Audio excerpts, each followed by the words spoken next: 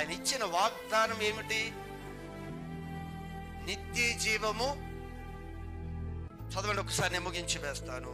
1వ యోహాను పత్రిక 2వ అధ్యాయము 25వ వాక్య భాగం. 1వ యోహాను పత్రిక 2వ అధ్యాయము 25వ వాక్య భాగం. నిత్య జీవము అనుగ్రహింతునన్నదియే. శాశ్వత కాల ప్రేమతో నిన్ను ప్రేమిస్తున్న దేవుడు నీకిచ్చిన మాట ఏమిటి?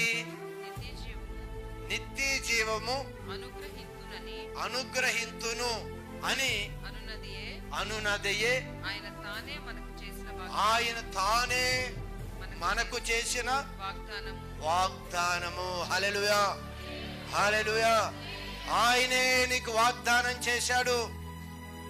ఏమని? నిత్య జీవము నీకు అనుగ్రహిస్తాను అని లోకములో నుండి పిలిచిన నీకు ఆయన మాట ఇచ్చాడు. మాట నెరవేర్చటానికి ఆయన సమర్థుడు. ఏ సందేహము లేదు. శాశ్వత కాలమైన ప్రేమతో ప్రేమిస్తున్న దేవుడు ఈరోజు కృప చూపుతూనే ఉన్నాడు.